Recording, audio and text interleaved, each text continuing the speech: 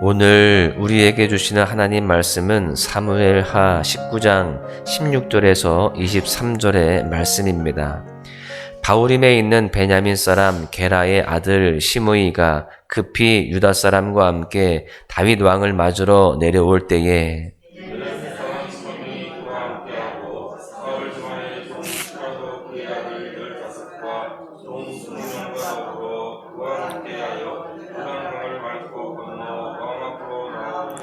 왕의 가족을 건너가게 하며 왕이 좋게 여기는 대로 쓰게 하려 하여 나룻배로 건너가니 왕이 요단을 건너가게 할 때에 게라의 아들 시므이가 왕 앞에 엎드려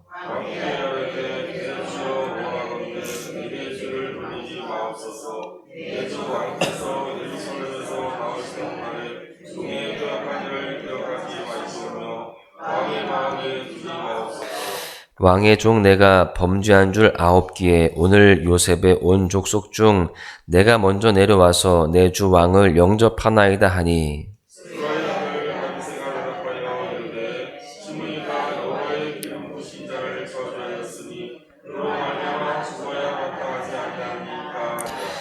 다윗이 이르되 수르야의 아들들아 내가 너희와 무슨 상관이 있기에 너희가 오늘 나의 원수가 되느냐 오늘 어찌하여 이스라엘 가운데에서 사람을 죽이겠느냐 내가 오늘 이스라엘의 왕이 된 것을 내가 알지 못하리요 하고 왕이 시므이에게 이르되 내가 죽지 아니하리라 하고 그에게 맹세하니라. 아멘. 우리가 잘 알고 있는 사자성어 중에 전화위복이라고 하는 사자성어를 잘 아실 것입니다. 화가 변하여 복이 된다라는 의미를 가지고 있죠. 조금 더 자세히 살펴보면 어떤 불행한 일이라도 끊임없이 노력하고 강인한 의지로 힘쓰면 불행을 행복으로 바꿀 수 있다라는 것입니다. 사실 성경에도 화가 변하여서 복이 되는 사건들이 참 많이 등장합니다. 큰 위기와 위협 속에서 위대한 역전을 만나는 짜릿한 스토리가 성경 곳곳에 있다라는 것이죠. 눈앞에 홍해를 만나게 된 이스라엘 백성들의 상황을 한번 생각해 보십시오. 앞에는 홍해가 앞을 가로막고 있고 뒤에는 애굽 군대가 쫓아오고 있습니다. 사면초가의 상황에서 이스라엘 백성들은 그야말로 재앙을 경험하고 있는 것입니다. 그런데 그 결과는 어떻습니까? 우리가 이미 잘 알다시피 그들은 죽지 않습니다. 홍해에 수장되지도 않았습니다. 애굽 군대의 칼날에 쓰러지지도 않았죠. 넘실거리며 백성들을 위협했던 홍해가 갈라지면서 그 홍해를 마른 땅처럼 지나가게 되는 그런 기적을 경험합니다. 그리고 뒤에 쫓아오던 애굽 군대가 그 홍해 바다에 수장이 되는 그러한 놀라운 일을 경험하게 되죠. 여러분, 재앙이 곧 복으로 바뀌어지게 되었습니다. 전화위복의 역사가 일어난 것인데요. 여러분, 그런데 여기서 우리는 전화위복 자체의 의미와 또 성경에서 일어나고 있는 전화위복의 차이점을 구별할 수 있어야 됩니다. 전화위복이라는 말은 어려운 상황 속에서 사람이 끊임없이 노력하면 불행이 행복으로 바뀐다라는 말이죠. 그런데 성경은 사람의 노력을 강조하지 않습니다. 성경은 모든 위협과 장애물을 거두고 길을 여시는 하나님을 드러냅니다. 그렇기 때문에 우리는 언제나 성실하게 일하시는 하나님을 주목해야 됩니다. 우리가 읽은 본문에도 바로 그 하나님의 위대한 역사가 기록되어 있습니다. 오늘은 다윗이 경험하게 된 위대한 축복이 무엇인지 살펴보고 그 축복을 경험한 자에게 주어진 신앙의 과제가 무엇인지 함께 알아보도록 할 텐데요. 오늘 본문 16절의 말씀을 보십시오. 바후림에 있는 베냐민 사람 게라의 아들 시므이가 급히 유다 사람과 함께 다윗 왕을 맞으러 내려올 때에 여러분 여기에 나오는 시므이가 누굴까요? 다윗이 왕궁을 급히 떠나 피난길에 올랐을 때 돌을 던지면서 비난과 저주를 쏟아부었던 장본인이 바로 시므이입니다. 성경은 그의 입술에서 터져나온 저주를 고스란히 기록하고 있습니다. 사무엘하 16장 7절을 보십시오. 시므이가 저주하는 가운데 이와 같이 말하니라. 피를 흘린 자여, 사악한 자여, 가거라, 가거라. 지금 여기에는요, 우리나라 말로 가거라, 가거라 이렇게 순화해서 표현하고 있지만 본 의미를 살펴보면요, 꺼져라, 꺼져라, 사라져버려라, 이렇게 과격하고 상스러운 말입니다. 시므이는 입에 담을 수 없는 말들을 다윗의 행렬을 향하여서 쉬지 않고 퍼부었습니다. 물론 그 당시에 아들을 피해 쫓겨가는 신세였지만 그래도 다윗은요, 한 나라의 왕이었습니다. 그러니 다윗 입장에서 얼마나 화가 나겠습니까? 옆에서 지켜보던 충직한 부하 아비새가 말하죠. 왕이여, 명령만 내리시면 내가 단칼에 저를 죽이겠습니다. 목을 치겠습니다. 이렇게 이야기해요. 제가 만약에 다윗이었다면, 일반적인 사람들이 다윗이었다면 내 뜻대로 해라 라고 했을 것입니다. 그런데 다윗은 그렇게 하지 않습니다. 그는 오직 하나님께 모든 것을 맡기면서 이렇게 고백하죠. 사무엘하 16장 12절에 보시면 혹시 여호와께서 나의 원통함을 감찰하시리니 오늘 그 저주 때문에 여호와께서 선으로 내게 갚아 주시리라. 다윗은 이 모든 상황을 하나님이 지켜보신다라는 사실을 믿었고요. 또 원통함을 감찰하시는 하나님께서 선으로 갚아주실 것에 대해서도 믿었습니다. 그리고 시간이 흘러서 다윗에게 어떤 결과가 일어납니까? 그토록 바라고 원했던 왕궁으로 돌아가는 그 길에서 다윗은 하나님이 준비하신 엄청난 역전의 스토리를 경험하게 됩니다. 자신을 그렇게 비난하고 저주했던 시므이가 너무나 친절하게 다윗을 영접하고 있는 겁니다. 다윗이 쫓겨날 때는요, 비탈길을 따라가면서 저주했던 그가 이제는 다윗이 요단강을 잘 건널 수 있도록 돕는 조력자가 되어 있어요. 시므이가 다윗 앞에 이렇게 말합니다. 본문 19절에 보십시오. 왕께 아뢰되 내 주여 원하건대 내게 죄를 돌리지 마옵소서. 내 주 왕께서 예루살렘에서 나오시던 날에 종의 패역한 일을 기억하지 마시오며 왕의 마음에 두지 마옵소서. 자기가 행한 일에 대해서 패역한 일이었다라고 고백합니다. 여러분, 이 얼마나 극적인 장면입니까? 우리는 지금 저주가 축복으로 변하는 드라마틱한 현장을 목격하고 있는 것입니다. 여기서 우리는 놓치지 말아야 할 한 가지 사실을 가슴에 새겨야 됩니다.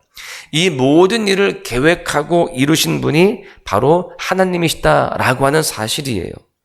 다윗의 고백처럼 하나님은 그의 아픔과 원통함을 감찰하셨고 선으로 갚아주신 것입니다. 여러분, 그 하나님은 지금도 일하고 계십니다.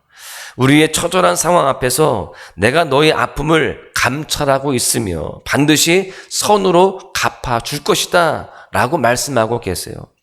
그리고 그 약속, 그 말씀을 우리의 삶 가운데에 은혜로 이끄시고 또 반드시 성취하실 줄로 믿습니다. 그렇기 때문에 우리는 언제나 하나님의 말씀에 근거해서 상황과 처지를 뛰어넘어서 위대한 축복을 바라보는 그런 삶을 살아가야 할 줄로 믿습니다. 본문 23절에 보십시오. 왕이 시므이에게 이르되 내가 죽지 아니하리라 하고 그에게 맹세하니라. 분명히 시므이의 태도는 기회주의자의 모습입니다. 다윗이 압살롬에게 쫓겨 도망할 때는 비난과 조롱을 퍼붓다가 지금 왕궁으로 돌아가는 그 길에 다윗을 환영하고 있습니다. 여러분, 이 얼마나 정치적인 태도입니까? 그런데 다윗은 무슨 의도에서인지 시므이를 해하지 않습니다. 이번에도 충직한 부하 아비새가 말하죠. 21절에 보시면 수르야의 아들 아비새가 대답하여 이르되 시므이가 여호와의 기름 부으신 자를 저주하였으니 그로 말미암아 죽어야 마땅하지 아니하니까 하니라. 아비새의 말에는요, 틀린 부분이 없습니다. 시므이는 분명히 하나님이 기름 부으신 자를 저주했기 때문에 죽어 마땅합니다. 다윗은 그저 아비새에게 내 뜻대로 해라, 그렇게 명령만 내리면 눈앞에 보이는 가증한 자를 손에 피를 묻히지 않고도 제거할 수 있습니다. 그런데 다윗은 상식적으로 행동하지 않아요. 본문 22절에 보십시오. 다윗이 이르되 수르야의 아들들아 내가 너희와 무슨 상관이 있기에 너희가 오늘 나의 원수가 되느냐. 오늘 어찌하여 이스라엘 가운데에서 사람을 죽이겠느냐. 내가 오늘 이스라엘의 왕이 된 것을 내가 알지 못하리요 하고 다윗은 아비새에게 다그칩니다. 그리고 너무나 중요한 말을 던지는데요. 유진 피터슨의 메시지 성경에서는 다윗의 말을 이렇게 번역합니다. 내가 다시 이스라엘의 왕이 되었으니 오늘은 아무도 죽이지 않을 것이다. 여러분, 상식적으로 생각을 하면 구테타 이후에 다시 왕으로 세워지게 되었을 때에 자신을 비난하거나 또는 반역했던 인물들에 대해서는 처단하는 것이 맞습니다. 구테타 이후에 반역자들 또 자기의 뜻을 반했던 사람들에 대해서는 처단해야 오히려 말끔한 것인데 지금 다윗은 그렇게 행동하지 않습니다. 오히려 그 시므이를 반역자와 같은 그 시므이를 용서합니다. 어떻게 이런 자세를 가질 수 있었을까요? 자신이 다시 왕위에 오르게 된 것은 오직 하나님의 은혜였음을 알았기 때문입니다.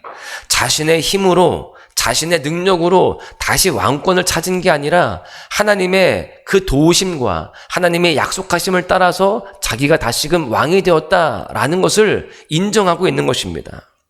사실 다윗은 왕궁으로 그렇게 돌아오면서 많은 생각들을 했을 거예요. 쫓기듯이 떠나야 했던 순간들, 또 왕궁 밖에서 비난과 조롱을 받는 그 비참한 상황들을 그렇게 다 주마등처럼 떠올렸을 것입니다. 그러면서 그는 이렇게 다시 왕의 위치에 서게 된 것은 오직 하나님의 은혜라고 고백을 했을 것입니다. 이렇게 하나님께서 주신 큰 은혜를 기억한 다윗은 자연스럽게 시므이에게 은혜를 베풀었던 것입니다. 여러분, 하나님은 오늘 다윗의 이 이야기를 통해서 우리에게 두 가지의 숙제를 주시는 거예요. 하나는 우리는 하나님이 베풀어 주신 은혜를 항상 기억해야 된다라고 하는 것이고, 또 하나는 우리가 은혜를 받았다면 그 은혜를 흘려보내는 자가 되어야 한다라고 하는 것이죠. 여러분, 다윗은 하나님의 은혜를 분명히 기억했습니다. 그리고 그 은혜를 받은 자답게 그 은혜를 흘려보내는 모습으로 시므이를 죽이지 않고 용서하며 그를 품었습니다. 여러분, 오늘 하루도 우리가 거하는 모든 곳에 하나님의 은혜가 뿌려지는 귀한 축복이 있기를 소망합니다. 그렇기까지 우리도 하나님의 은혜를 기억하고 그 은혜를 흘려보내는 삶을 살아가야 할 줄로 믿습니다. 결론의 말씀을 드립니다. 우리가 종종 영화를 보다가 충격에 빠지죠. 전혀 예상치 못했던 상황들이 눈앞에 펼쳐지기 때문입니다. 영화의 이런 부분을 우리는 반전이라고 이야기합니다. 오늘 본문의 주인공인 다윗도 인생의 반전을 경험합니다. 저주가 축복으로 바뀌는 장면인데요. 이 반전을 누가 이루셨습니까? 바로 하나님이십니다. 그런데요, 이러한 반전의 역사는 다윗에게만 일어나는 것이 아닙니다. 오늘 우리 인생에도 여전히 진행되고 있습니다. 하나님은 오늘도 우리의 일상 속에 찾아오셔서 매 순간 은혜를 주시며 한 걸음 한 걸음 걸어가게 하십니다. 사랑하는 소망가족 여러분, 그 은혜의 반전을 꼭 기억하십시오. 그리고 받은 은혜를 내 안에 가두지 말고 주변으로 흘려보내십시오. 여러분들이 가는 곳마다 은혜가 꽃을 피우는 축복이 있기를 간절히 소망합니다. 오늘 하루도 그렇게 은혜를 더 풍성히 누리며 그 은혜를 삶의 현장 곳곳에 흘려보내는 은혜의 유통자, 축복의 통로로 살아가시기를 주님의 이름으로 간절히 축원합니다. 주 선한 능력으로 안으시네 그 크신 발로 날 붙드시네 절망